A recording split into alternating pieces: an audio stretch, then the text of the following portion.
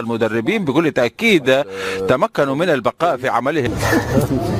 ممكن، ولكن إذا بورتو ما رأيك في هذه المباراة؟ الأشبيلية واحد من أقوى الفرق في 19 مباراة، هزم مباراة واحدة قدام أتلتيكو. رونالدو بقميصية اليوفي أمام فريق بورتو. نشيد الشامبيونز مخيف خاصة إذا كان عم بنتنكور مع الرابيو، ماكيني مع كييزا، كريستيانو رونالدو الخط الخلفي لدفاع اليوفي. يا بنتنكور، يا بنتنكور جول، يا بنتنكور جول.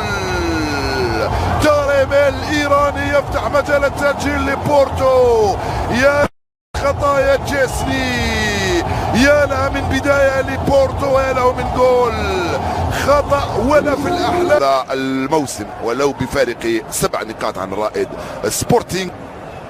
الله يسترنا ويستركم. 4 مباريات في دوري الأبطال.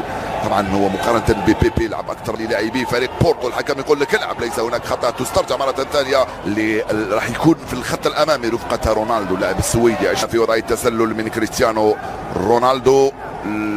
المدافع ماتياس ديليخت امام انظار اندريا بيرلو. 12 دقيقة لعب 1-0 لكونسيساو. تلعب بينية، محاولة التسديد من إقصائية لدوري أبطال أوروبا. طبعا بأرقام نكون أعينهم فوق أرضية الميدان التي تنقل لهم ما يحتاج. في القائمة الثاني بعيد على رونالدو. ألكساندرو لم يتمكن منها، تروح لسيرجيو أوليفيرا والحكم يقول يسا على الطائر مثل ما جاءت وتروح ركني.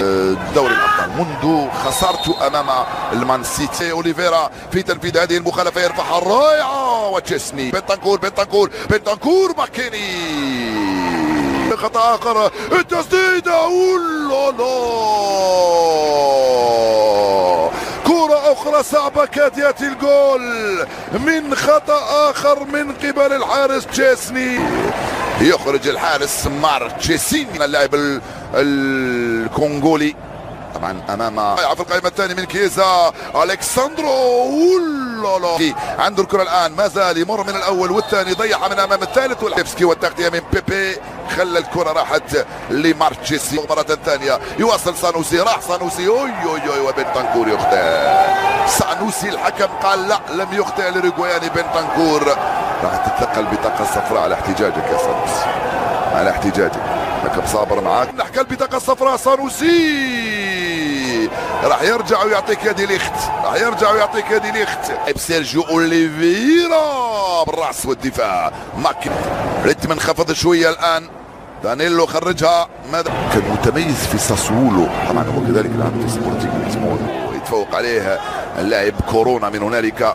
ما زال في الوسط بنتنكور. هايله الكره ولكن مارتشيس وصلته ساندرو. الكساندرو العوده الموفقه لمانافي.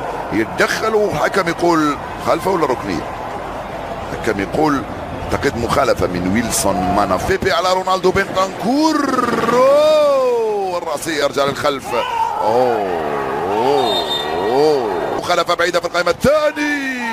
الخطوره والحارس بروعه. يا سلام، ادريان رابيو بضربه مقصيه والحارس مارتشيسين يخرجها باعجوبه. يا سلام، هاي اللعبه كتف عدديه رائعه من ادريان.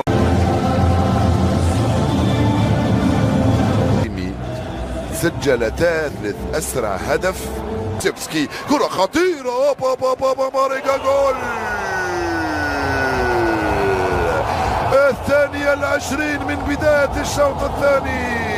المالي موسى ماريجا جاءكم من باماكو وعبر إلى دراغو وسجل هدفا ثانيا لبورتو. يا سلام، هدفان مقابل 0 مبكرا. كرة ساندرو والتغطية من مبيب. كرة بعيدة، البحث عن رونالدو ولكن ماكيني استلمها، يلعبها بالراس لرونالدو. رونالدو كرة أرضية صعبة الكرة هذه، خطيرة.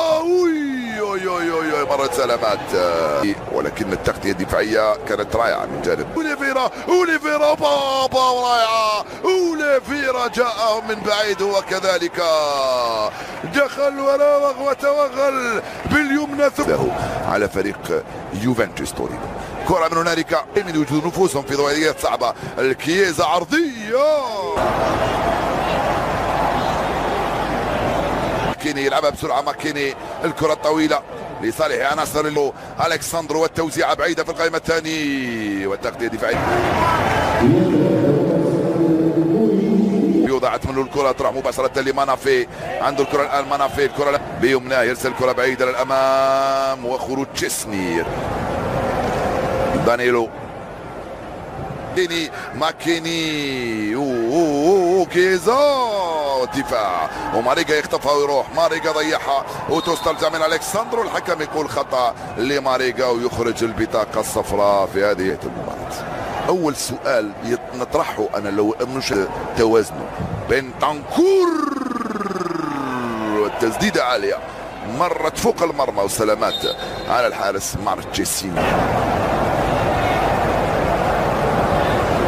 الكرة لدانيلو بعيدة كرة دانيلو عالية تماما فوق المرمى. بابا خطيرة ولا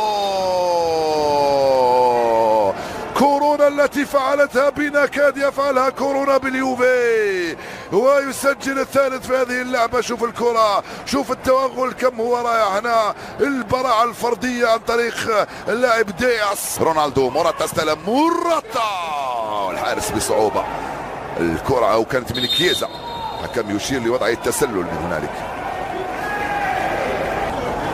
دانيلو ممكن لأنه اليوفي لم يفهم. ماكيني وكيزا خطيرة ولا جول. كيزا في القائم الثاني وجول يبعث يوفنتوس من بعيد ومن جديد. هرب على الجهة اليسرى من أدريان رابيو في وقت كنت أتحدث